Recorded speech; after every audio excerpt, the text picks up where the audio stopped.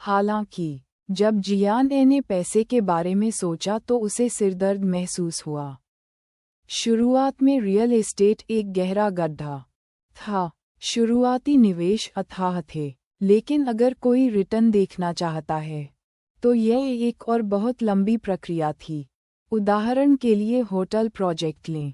जब होटल बनाया गया और व्यवसाय के लिए खोला गया तो ये लाभदायक होगा, हालांकि ये कुछ महीनों या 1 या 2 साल में पूरा नहीं होगा। इसलिए रियल एस्टेट में निवेश करने वाले कई लोग अन्य क्षेत्रों में सफल हो गए, इससे पहले कि उनके पास पूंजी लगाने के लिए पूंजी होती। ऐसा इसलिए था क्योंकि बाई झोउ ने उसका समर्थन किया था कि वह केवल 2 मिलियन युआन के साथ जल्दी कर सकती थी। फिर भी जियान ए को लगा कि यह एक दीर्घकालिक समाधान नहीं था। भले ही बाई झोउ उस पर पैसा खर्च करने में विश्वास करती हो, जियान ए इस बाधा को पार नहीं कर सकती थी। इसके अलावा उसे बाई झोउ के पैसे वापस करने के अलावा कोई अन्य लक्ष्य नहीं था। जितनी जल्दी हो सके उसे और फिर निगम को संचालित करने के लिए अपनी क्षमताओं का उपयोग करें। उसे अचानक याद आया कि जल्द ही 1 मई होने वाली है, तब 7 दिन की छुट्टियां होंगी। जियान ए के मन में एक विचार आया और ये देखकर बाई झोउ के रोंगटे खड़े हो गए। उसने जियान ए की ओर देखा और धीरे से कहा, सेक्ट मास्टर, आप। वह क्या कर रही थी?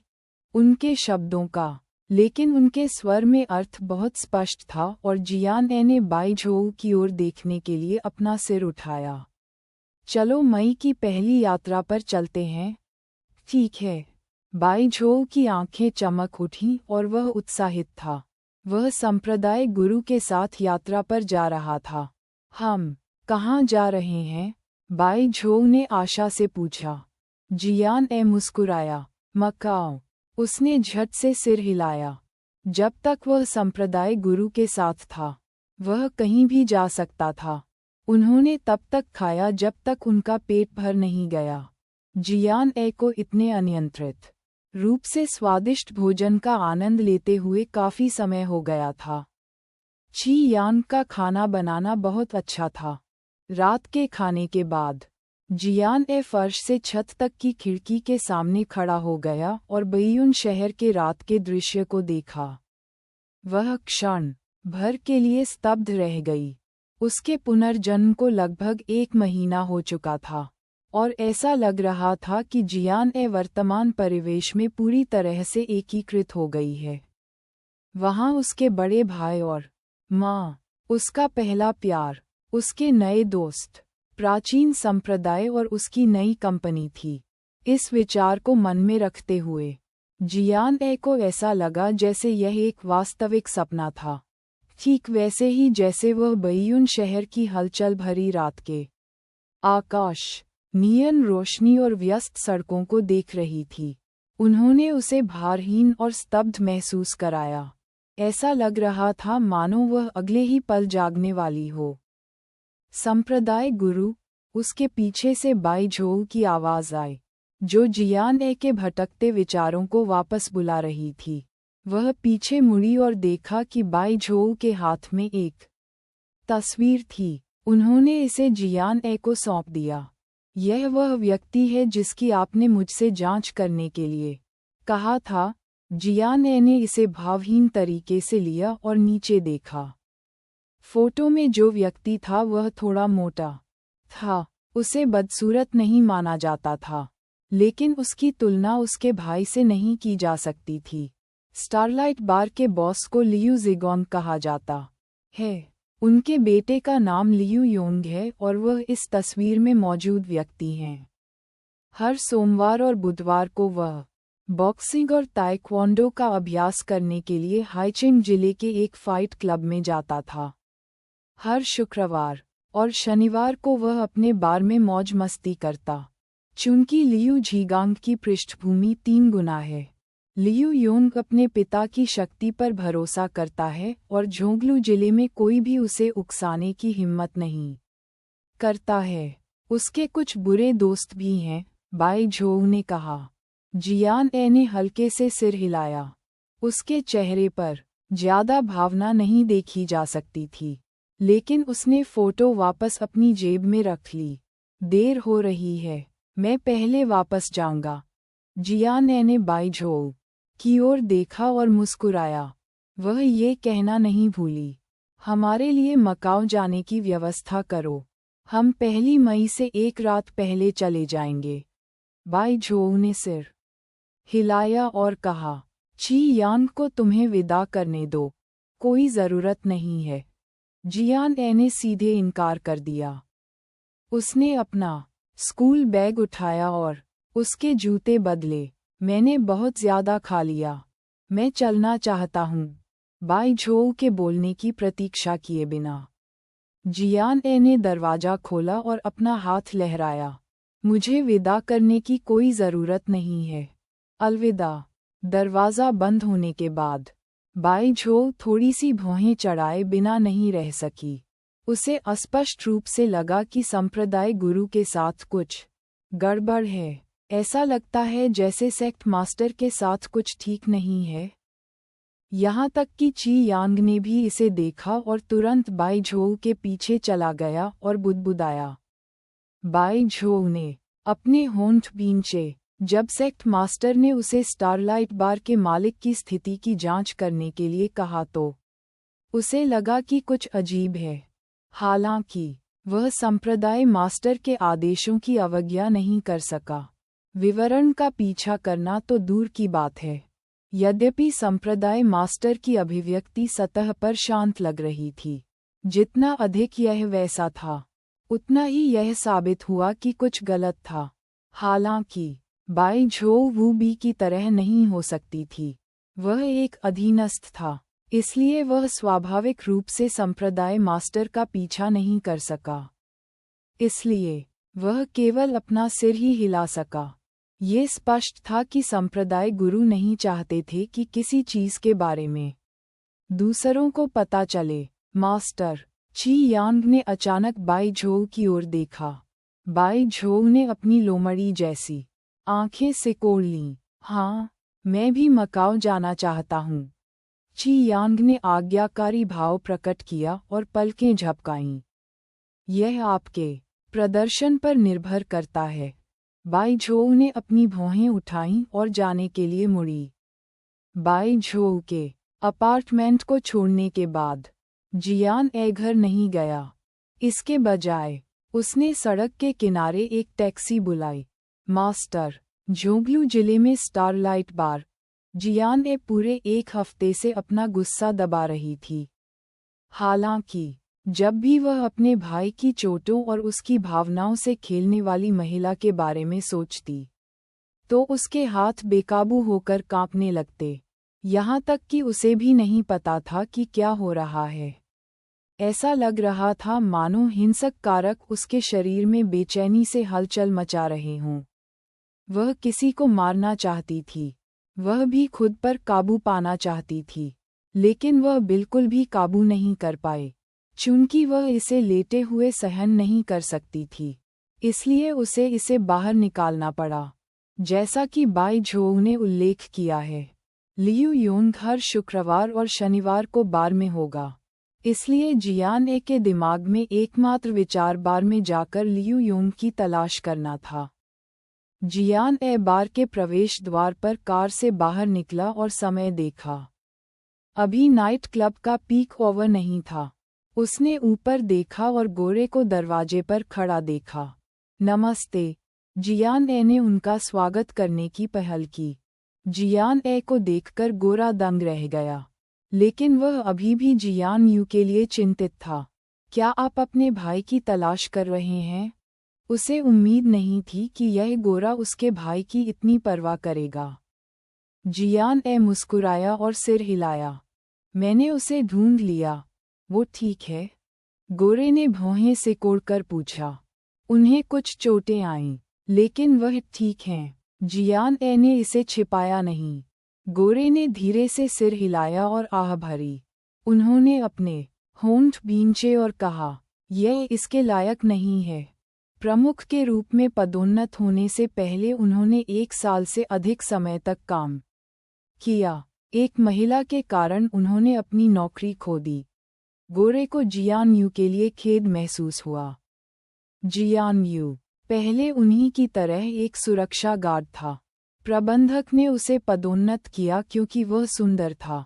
उसे उम्मीद नहीं थी कि लियू योंग उसकी प्रेमिका को पसंद करेगा। हर कोई जानता था कि लियू योंग जोंगलू जिले में एक अत्याचारी था। उनके पिता की न केवल 3 पृष्ठभूमि थी, बल्कि उनके अपने लोग भी थे। जब भी वह बाहर जाता तो लोगों के समूह से घिरा रहता। इसके अलावा वह ताइक्वांडो जानता था और अच्छी तरह लड़ता था। किसी ने उसे उकसाने की हिम्मत नहीं की। जब गोरे ने जियान ए को ये कहते सुना कि जियान यू घायल हो गया है, तो उसने पहले ही अनुमान लगा लिया था कि उसकी चोटें हल्की नहीं थीं। देर हो रही है, मैं पहले वापस जाऊंगा। जियान ए ने बाई झोउ की ओर देखा और मुस्कुराया। वह ये कहना नहीं भूली, हमारे लिए मकाओ जाने की व्यवस्था करें। हम 1 मई से पहले की रात को चले जाएंगे।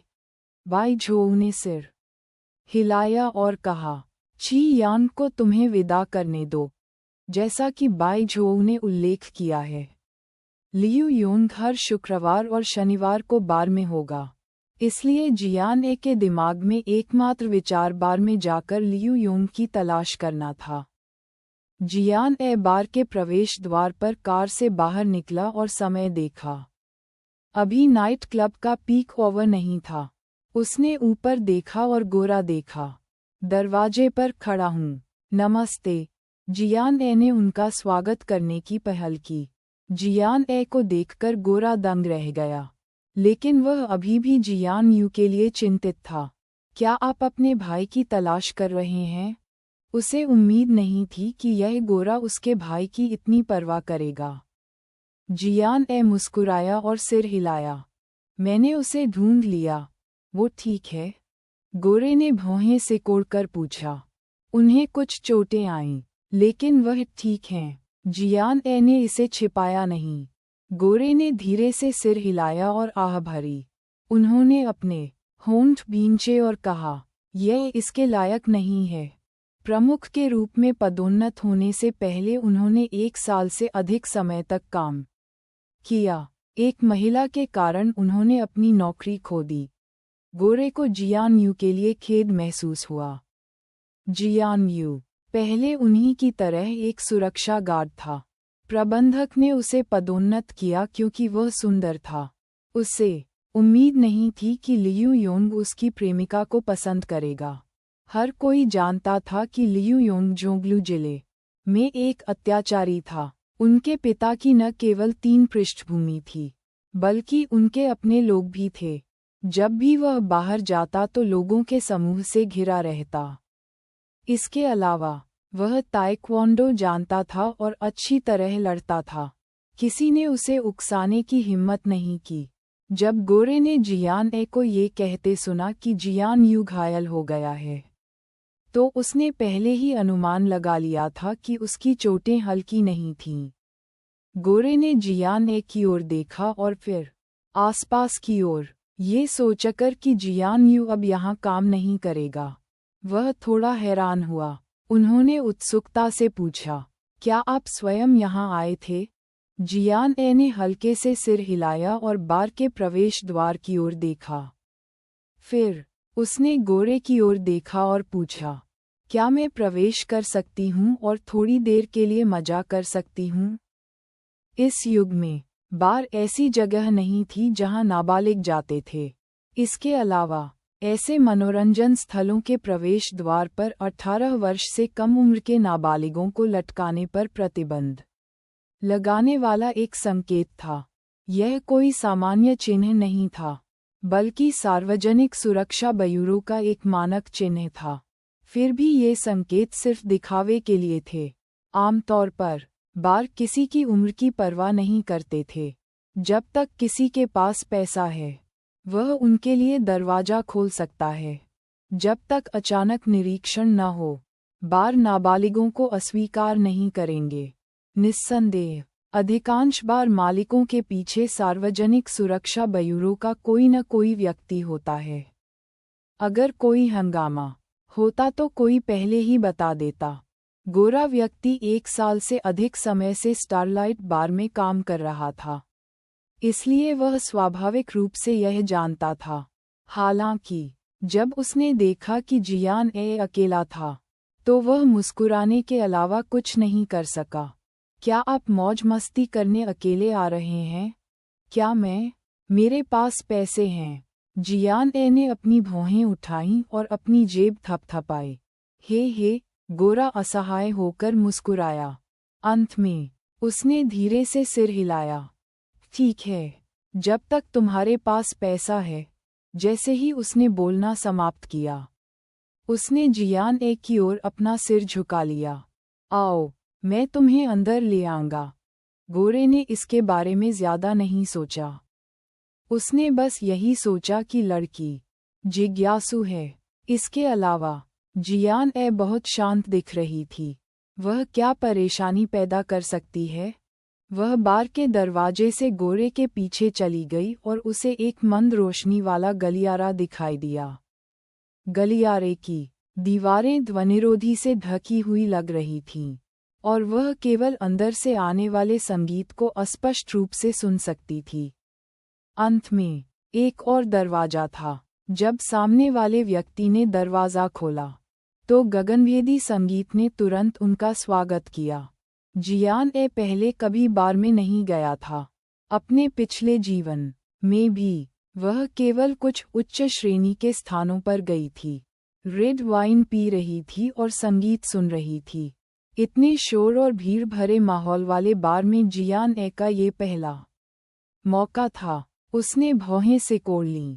उसे आसपास के माहौल की आदत नहीं थी, क्योंकि वह शुक्रवार था। भले ही अभी बार का व्यस्त समय नहीं था, बहुत से लोग पहले ही आ चुके थे। चमकती रोशनियां इतनी तेज थीं कि उन्हें चक्कर आ गया। संगीत के कंपन से ऐसा लगा मानो उसके पूरे पैर थिरक रहे हों। जियान को गोरा व्यक्ति बार में बैठने के लिए एक खाली सीट पर ले गया। तभी वह स्टारलाइट बार के अंदरूनी हिस्से को देख सकी। बार में केवल एक मंजिल थी, लेकिन इसने बहुत अधिक जगह घेर ली। सबसे अंदर की तरफ बार काउंटर था जहां वह बैठी थी। वहां 2 बारटेंडर थे और अलमारियों पर कई रंगीन शराब की बोतलें प्रदर्शित थीं। आमतौर पर अगर लोग बार में अकेले आते थे या किसी और के साथ, वे यहीं बैठना पसंद करते थे। बाईं ओर एक डीजे स्टेज था जिसके बीच में एक विशाल डांस फ्लोर था। कुछ बिखरे हुए चरणों के अलावा बाकी सोफा बूथ थे। चूंकि इलाका बड़ा था इसलिए भीड़भाड़ नहीं लग रही थी। ये जियान यू की बहन है। उसकी देखभाल करने में मेरी मदद करें। काले बनियान में गोरे ने बारटेंडर को बुलाया। जब बारटेंडर ने सुना कि वह जियान यू की बहन है, तो वह मदद नहीं कर सका, लेकिन जियान को कुछ और बार देखा। फिर उसने सिर हिलाया और गोरे को ठीक का संकेत दिया। गोरा व्यक्ति जियान के कान के पास झुक गया और जोर से बोला, मुझे अभी भी 1 घंटे के लिए ड्यूटी पर रहना है। मैं बाद में तुम्हारी तलाश करने आऊंगा। इधर उधर मत भागो और दूसरों द्वारा तुम्हें दी गई कोई भी शराब मत पियो। अजनबियों द्वारा तुम पर हमला करने से परेशान मत हो। अगर कुछ है तो दरवाजे पर मुझे ढूंढो। यह महसूस करते हुए कि गोरा उसे चिंता के साथ याद दिला रहा था, जियान ने सिर हिलाया और उससे कहा, धन्यवाद। गोरे को राहत मिली और वह जाने के लिए मुड़ा। जियान मुड़ी और उसके सामने स्ट्रॉबेरी जूस का एक गिलास रखा हुआ था। बारटेंडर ने जियान को अपना समय लेने का इशारा किया। जियान तुरंत मुस्कुराई और असहायता से अपना सिर हिलाया। उसने मन ही मन सोचा, भूल जाओ, मैं यहाँ शराब के लिए नहीं आई हूँ। थोड़ी देर के बाद जियान को बार के माहौल में पूरी तरह से ढाल लिया गया। वह उदासीनता से फलों का रस हाथ में लेकर पी रही थी, लेकिन उसकी आंखें इधर उधर देख रही थीं। ये स्पष्ट था कि वह लियू योंग की तलाश में थी। भले ही बार में रोशनी मंद थी और चमकती रोशनी थी, जियान ए के पास मानसिक साधना तकनीक थी, इसलिए वह अभी भी हर कोने को देख सकती थी। उसने पहले से ही लियू योंग की उपस्थिति को अपने दिल में अंकित कर लिया था। भले ही वह सामान्य दिखता था, उसकी छाती पर टैटू उसकी गर्दन तक फैला हुआ था, इसलिए जियान ए को ये बहुत स्पष्ट रूप से याद था। आधा घंटा बीत चुका था, लेकिन जियान ए ने अभी भी लियू योंग को आसपास नहीं देखा। उसने समय देखा तो पता चला कि लगभग शाम के 10 बज रहे थे। बार में पहले से ही भीड़ थी।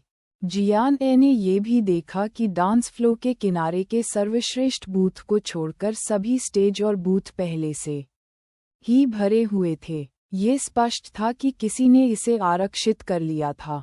कुछ ही समय बाद लोगों का एक समूह शान से दरवाजे से अंदर आया। मुख्य व्यक्ति लंबा और हृष्ट-पुष्ट था, और वह बहुत मजबूत था। उनकी गर्दन पर बना टैटू सामने आया था। ये लियू योंग था। लियू योंग के पीछे 7 से 8 लड़के थे।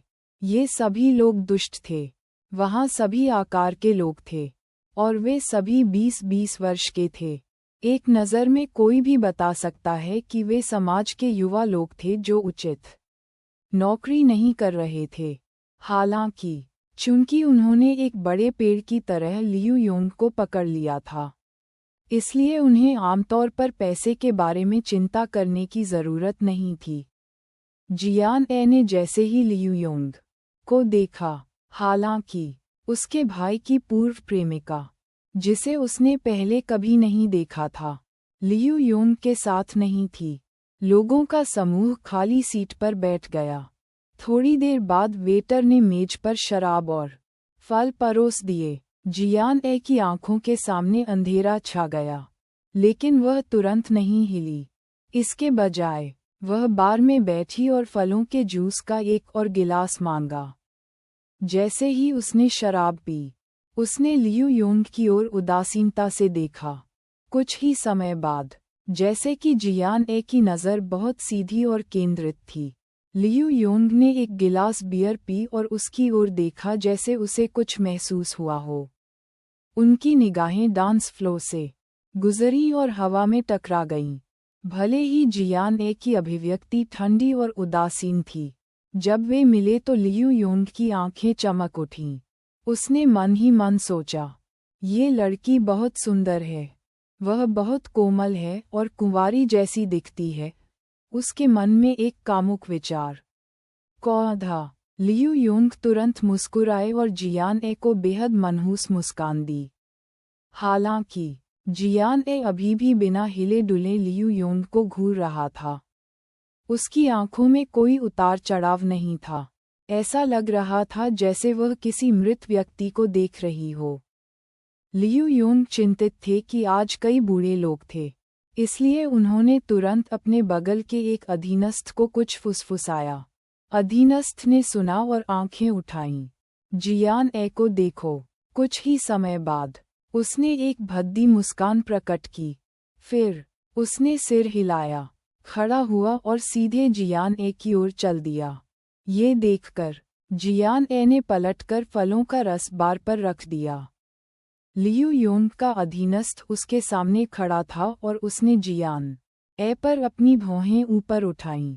छोटी लड़की, तुम मेरे भाई को क्यों देखती रहती हो?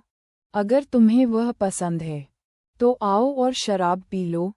इस पर जियान ए हानिरहित ढंग से मुस्कुराया, लेकिन उस मुस्कुराहट के पीछे सूक्ष्म बुराई थी। उसने सीधे कहा, ठीक है। अधीनस्थ ने आश्चर्य से अपनी आंखें चौड़ी कर लीं। उसे उम्मीद नहीं थी कि जियान ए इतनी आसानी से सहमत हो जाएगी। आजकल की युवा लड़कियां इतनी कम उम्र में ही काफी बोल्ड नजर आती हैं। उस अधीनस्थ ने अपने दिल में सोचा और लालच में जियान ए को ऊपर से नीचे तक आकार दिया। बिल का भुगतान करें। जियान ए ने उसकी ओर देखा और धीरे से कहा। वह खड़ी हुई और लियू योंग की सीट की ओर चली गई। जब अधीनस्थ ने ये देखा, तो वह तुरंत बार में बारटेंडर पर चिल्लाया, वह भाई यून के साथ है। ये लियू यून के परिवार का बार था, इसलिए बारटेंडर ने स्वाभाविक रूप से कुछ नहीं कहा और धीरे से सिर हिलाया। इस समय लियू यून ने जियान ए को अपनी ओर चलते देखा और तुरंत ऊर्जावान हो गया। वह केवल 23 या 24 वर्ष का था, चूंकि उसके पिता जोंगलोंग जिले में बड़े पैमाने पर घूमने के आदी थे। उनके आसपास हर तरह की महिलाएं थीं, और उन्होंने कभी भी उनका साथ नहीं छोड़ा। हालांकि लियू योंग ने जियान ए जैसी शुद्ध दिखने वाली सुंदर लड़की को कभी नहीं छुआ था। कोई भी देखकर ही बता सकता था कि वह एक छात्रा थी। जियान ए को अपने करीब आते देख वह इतना उत्साहित हो गया कि उसके दिल में खुजली होने लगी। यहाँ तक कि उसके मन में कुछ असहनीय गंदे दृश्य भी उभरने लगे। लियू योंग लड़कियों को उठाने में काफी अच्छा था। वह तुरंत खड़ा हुआ और बूथ से बाहर चला गया। जब भाइयों ने ये देखा तो उन्होंने हंगामा करना शुरू कर दिया और उनकी आवाज़ की तीव्रता ने आसपास की भीड़ का ध्यान आकर्षित किया। हालांकि इस बार में आए भीड़ में से कौन लियू योंग को नहीं जानता था। उन्होंने तुरंत नज़र डाली और फिर तेजी से दूसरी ओर देखने लगे। जियान ए अपने सुंदर चेहरे पर भाव में कोई बदलाव किए बिना लियू योंग के सामने खड़ी थी। वह पहले की तरह ठंडी थी, लेकिन इस समय उसके दिल में लंबे समय से दबा हुआ गुस्सा और भी अधिक बढ़ गया, मानो अगले ही पल फूट पड़ेगा। उसके दिमाग में चोटों से लथपथ उसके भाई की छवि घूम गई। जियान ए को लगा कि उसका हाथ फिर से अनियंत्रित रूप से कांपने लगा है। जैसे ही उसने लियू योंग की ओर देखा तो घबराहट और उत्साहित भावनाओं का मिश्रण उमड़ पड़ा। रोशनी के नीचे जियान ए की गोरी त्वचा चमकती हुई लग रही थी। उसकी आंखों में पानी सा था। यद्यपि वह सुंदर थी, परंतु उसमें एक आकर्षक जिद थी। लियू योंग की नज़र में ऐसी सुंदरता ने उसकी वासना को बढ़ा दिया। उन्होंने तुरंत जियान ए की ओर देखा और सुझाव देते हुए कहा, छोटी लड़की, तुम मुझे क्यों देखती रहती हो? उसने तुम्हें पसंद कर लिया है। भाई योंग, यह सही है। ये छोटी लड़की बुरी नहीं है। मुझे एक मौका दो। भाई योंग। बगल में मौजूद लोग तुरंत खुश हो गए। जियान ए ने उदासीनता से अपनी निगाहें घुमाईं और वह उसके बगल की मेज पर एक शराब की बोतल पर जा गिरी। हालांकि इससे पहले कि वह कुछ कर पाती, एक आकृति अचानक उसके पास आई और उसे अपने पीछे ढाल लिया। मुझे क्षमा करें, भाई योंग, यह मेरी बहन है। मुझे आशा है कि मैंने आपको शराब पीने से परेशान नहीं किया होगा। जियान ए स्तब्ध था। हालांकि उस व्यक्ति की पीठ उसकी ओर थी, फिर भी वह देख सकती थी कि दूसरे छोर पर मौजूद गोरा व्यक्ति गायब था। लियू योंग भी उस गोरे व्यक्ति के अचानक बाहर निकल जाने से हैरान था, लेकिन गोरे को इसकी कोई परवाह नहीं थी। वह मुस्कुराया, सिर हिलाया और झुक गया। ये लड़की पहली बार किसी बार में आई है। वह अज्ञानी है, इसलिए भाई योंग, उसे दोष न दें। मैं उसे अभी बाहर लाऊंगा। जैसे ही वह बोला, वह जियान ए को खींचने के लिए पीछे मुड़ा। लियू योंग उस बत्तख को कैसे उड़ने दे सकता था जो उसके मुंह तक पहुंच गई थी। उसकी मोटी भुजाओं ने गोरे को एक तरफ खींच लिया और उसने डांटते हुए कहा, धिक्कार है तुम पर। तुम्हारी बहन को क्या हुआ है? अगर वह मेरे साथ शराब पीती है तो क्या उसका मूल्य गिर जाएगा? जैसे ही उसने बोलना समाप्त किया, वह जियान ए की ओर देखने लगा।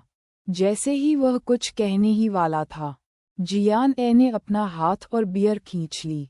उसके हाथ में बोतल दिखाई दी। उसने अपनी हरकतें बंद नहीं कीं और बिना किसी हिचकिचाहट के उन्हें लियू योंग के सिर पर फेंक दिया। टकराना। बोतल टूट गई और लियू योंग के सिर पर फट गई। जियान ए की कार्रवाई इतनी अचानक थी कि आसपास कोई भी प्रतिक्रिया नहीं कर सका। इसके अलावा किसने सोचा होगा कि जियान ए जैसी एक किशोर लड़की झोंगलू जिले के तानाशाह लियू योंग पर हमला करने की हिम्मत करेगी, और वह बहुत दुष्ट थी। लियू योंग को अपने सिर में एक हलचल महसूस हुई।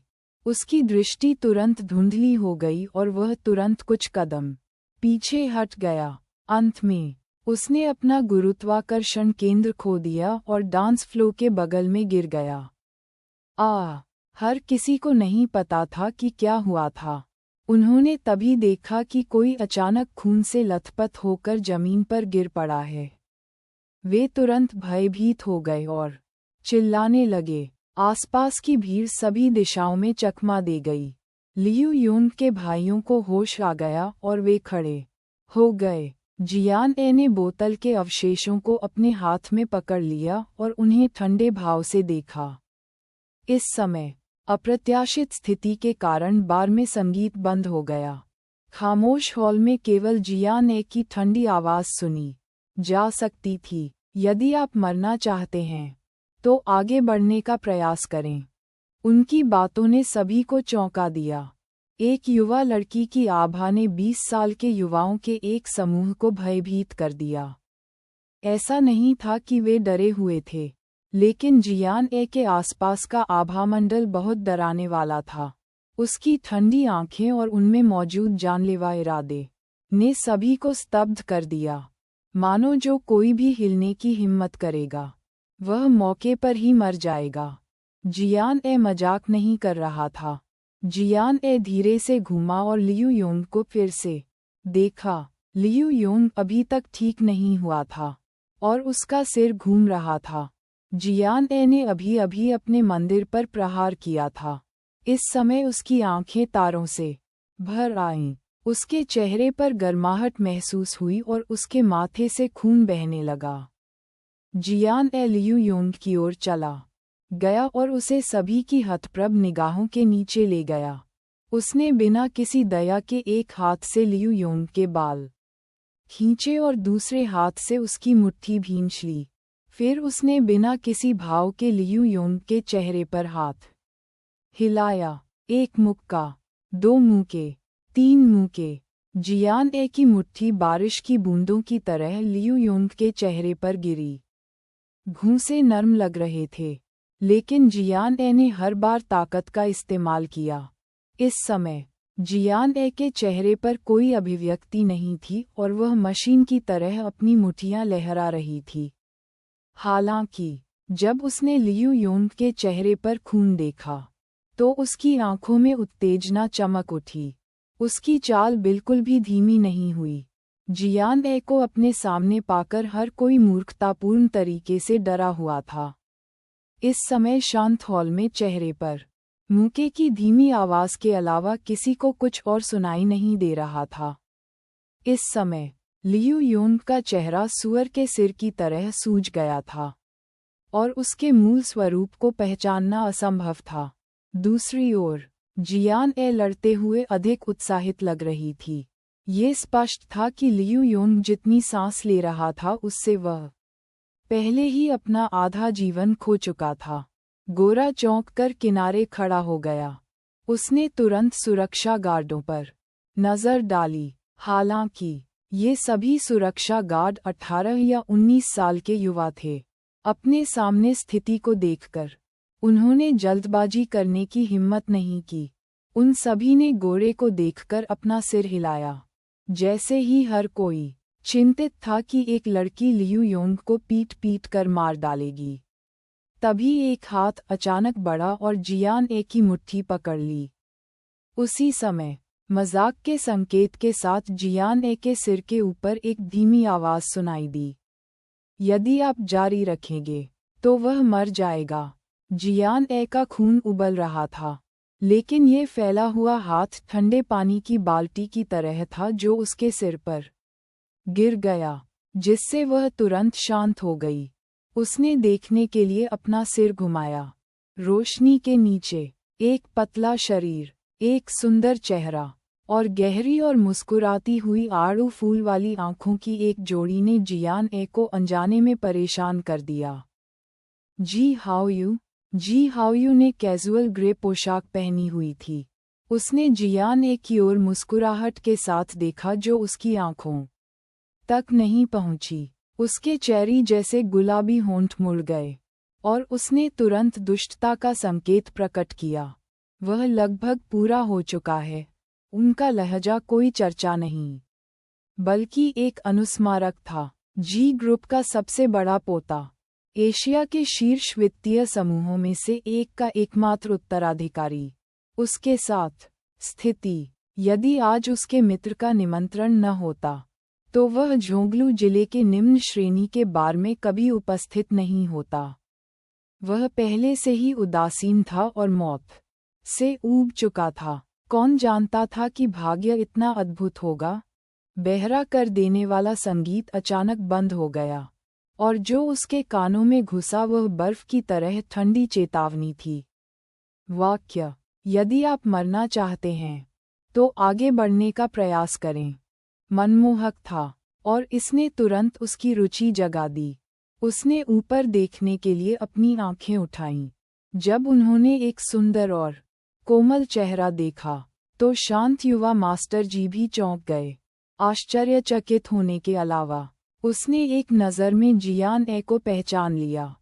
फिर उसने देखा कि वह दुबली पतली लड़की अपनी मुट्ठी ऐसे हिला रही थी मानो उस पर नर्क का कोई राक्षस आ गया हो। जब तक उसके नीचे का व्यक्ति अंतिम सांस नहीं ले रहा था, उसने रुकने का कोई इरादा नहीं दिखाया। वह कभी भी व्यस्त व्यक्ति नहीं रहा। हालांकि जियान ए को अपने सामने देखकर जी हाओयू भविष्यवाणी कर सकती थी कि अगर किसी ने उसे नहीं रोका तो वह जाने देने से पहले उस व्यक्ति के सिर को टुकड़ों में तोड़ देगी। यह अज्ञात था कि नफरत कितनी गहरी थी जिसने एक किशोर लड़की को इतनी हिंसक तरीके से नियंत्रण खो दिया। लड़की की आंखों में साफ गुस्सा था और उसकी आंखों के नीचे नाचती रोमांचक आग ने किसी को भी डर से कांपने पर मजबूर कर दिया। हालांकि जी हाओयू तुरंत उसे रोकने के लिए बाहर नहीं आए। इसके बजाय उसने बाहर खड़े होने से पहले तब तक इंतजार किया जब तक कि वह व्यक्ति मृत्यु के कगार पर न पहुंच जाए। उसने जियान ए को अपना गुस्सा निकालने की इजाज़त दी, लेकिन इस हद तक नहीं कि किसी की मौत हो जाए। तब तक स्थिति को सुलझाना आसान नहीं होगा। इसलिए जैसे ही जी हाओयू ने अपना मुंह खोला, उसने उसे याद दिलाया कि अब समय आ गया है और उसका काम लगभग पूरा हो चुका है। कारण वह स्वयं नहीं बता सके। यदि उसे कोई कारण खोजना होता तो वह यह मानता कि उसने एक बार पुराने मास्टर को बचाया था। जियान ए ने लियू योंग को देखने के लिए अपना सिर नीचे कर लिया, जिसे पहचान से परे पीटा गया था। इस क्षण उसकी तर्कसंगतता लौट आई। अपने अधीन व्यक्ति की दयनीय स्थिति को देखकर अपराधी जियान ए भौहें चढ़ाए बिना नहीं रह सका। क्या उसने किसी को ऐसे पीटा था? जियान ए गुप्त रूप से चौंक गया था। उसका दिमाग अभी खाली था और उसकी आंखों में लियू योंग के चेहरे के अलावा कुछ भी नहीं था। उसने अपने मन में अपने भाई का शरीर चोटों से भरा देखा। उसने महसूस किया कि लंबे समय से उसके दिल में दबी हुई नाराजगी की एक गुब्बार उस क्षण बाहर निकल गई जब उसने कोई कदम उठाया और उसके शरीर पर नियंत्रण के बिना पागलों की तरह मुंके लगने लगे। जियान ए को जिस बात का डर महसूस हुआ वह ये थी कि उसे अपने शरीर में हलचल महसूस हुई। जब वह मुक्का मारती थी तो उसे अभूतपूर्व आनंद की अनुभूति होती थी। लाल रंग उसकी आंखों में चला गया, जिससे वह अपनी उत्तेजना को नियंत्रित करने में असमर्थ हो गई।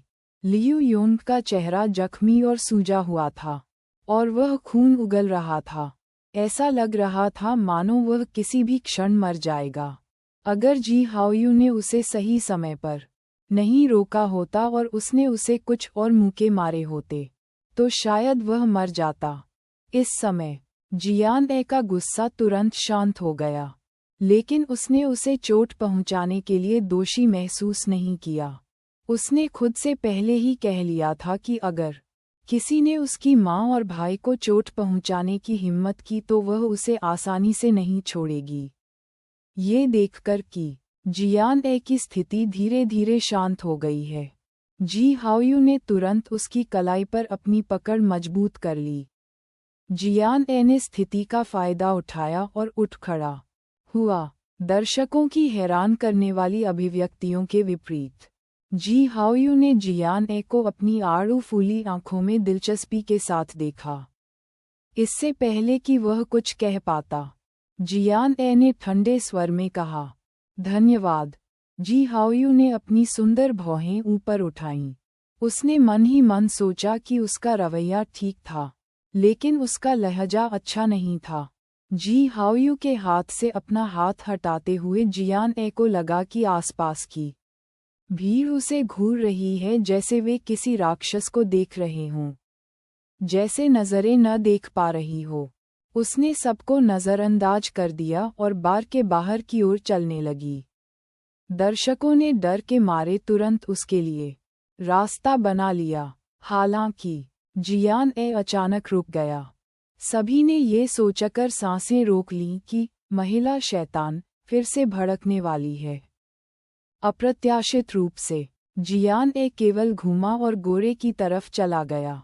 उसने भावहीन ढंग से उसकी आस्तीन खींची और गोरे को दूर ले आए।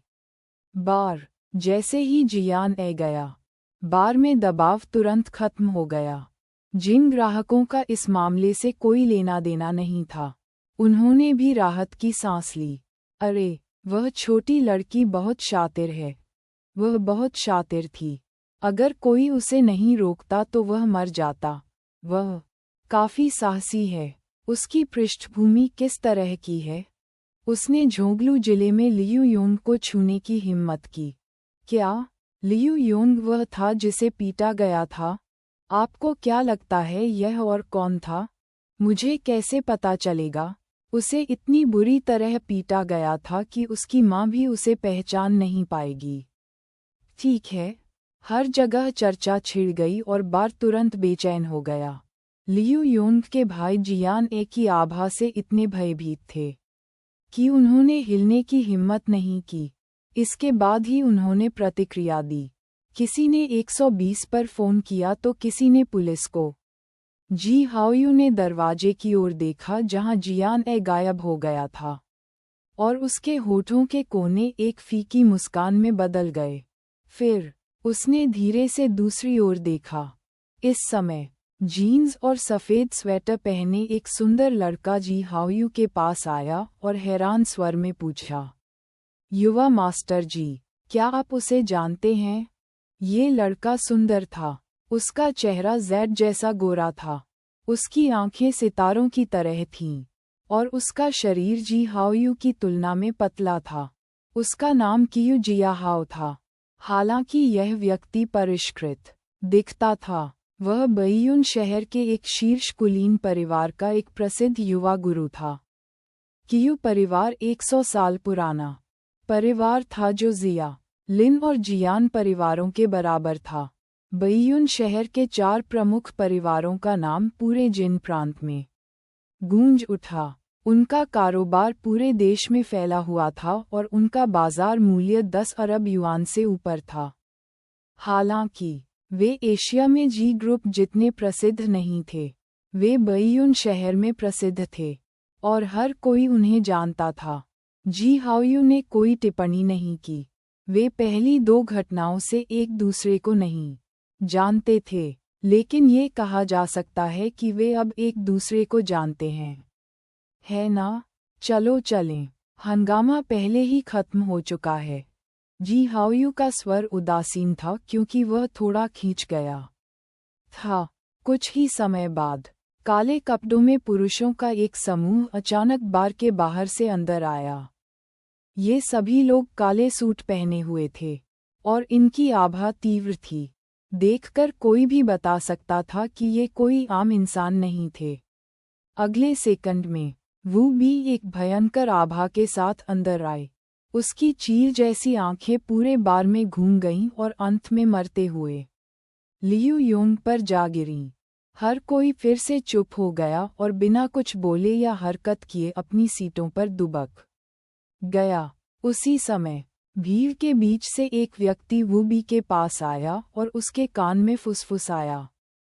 उस पल वूबी की कसी हुई भौहें थोड़ी ढीली हो गईं, लेकिन उसके चेहरे पर ठंडी आभा अभी भी खत्म नहीं हुई थी। अंत में उन्होंने अपने अधीनस्थ को निर्देश दिया, इस मामले को साफ करो और किसी को भी लड़की के साथ परेशानी न होने दें। इतना कहकर वह घूम गया और बार से बाहर चला गया। उस दिन उन्हें लगा कि लड़की की अभिव्यक्ति में कुछ गड़बड़ है, इसलिए उन्होंने लेईजी को लोगों को गुप्त रूप से उसका पीछा करने के लिए भेजने का निर्देश दिया। यदि कुछ भी होता तो वे तुरंत उन्हें सूचित करते। आज जब उन्हें खबर मिली तो वह अर्ल विला से वहां पहुंचे। उसे उम्मीद नहीं थी कि उसके आने से पहले ही मामला खत्म हो जाएगा। लड़की ने लियू योंग को इस हद तक पीटा कि वह मरते मरते बचा। सौभाग्य से लड़की ठीक थी। वूबी को राहत मिली और उसने मामले को आगे नहीं बढ़ाया। उन्होंने मामले की देखभाल के लिए अपने अधीनस्थों को छोड़ दिया और अर्ल विला लौट आए। इस समय स्टारलाइट बार से सिर्फ 2 ब्लॉक दूर सड़क के किनारे एक स्टॉल पर बर्तन से गर्म हवा उठी। पिंड के आकार के वॉन्टन पक चुके थे और खाने के लिए लगभग तैयार थे। उन पर थोड़ा सा धनिया और झींगा का छिलका छिड़का गया और साथ में एक बड़ा चम्मच ताज़ा मिर्च का तेल छिड़का गया, जिससे लोगों की लार टपकने लगी। सड़क के किनारे स्टॉल पर ग्राहकों की 3 या 2 टेबलें थीं, और उनमें से एक जियान ए थी। बार से निकलने के बाद शाम की हवा चली। अपनी मुट्ठी के नीचे खून से सने चेहरे के बारे में सोचते हुए जियान ए को अपने पेट में हलचल महसूस हुई।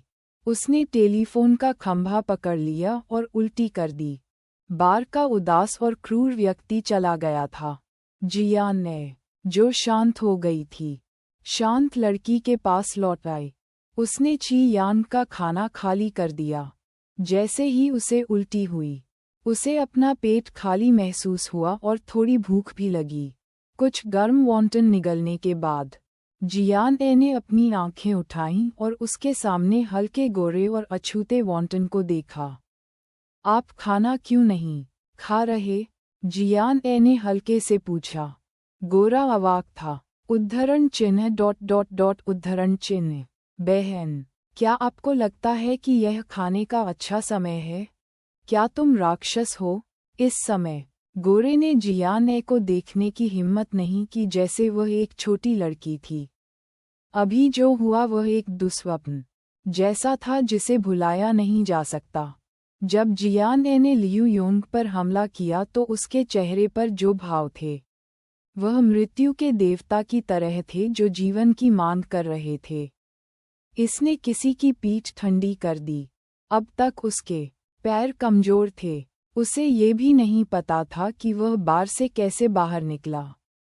जब वह वापस होश में आया तो वह पहले से ही वहां बैठा हुआ था और जियान ए को वॉन्टन खाते हुए देख रहा था।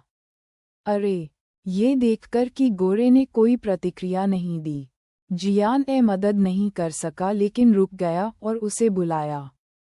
हालांकि वह थोड़ी कठोर थी, फिर भी इस सुनहरे बालों वाली लड़की को इतना भयभीत नहीं होना चाहिए था, है ना?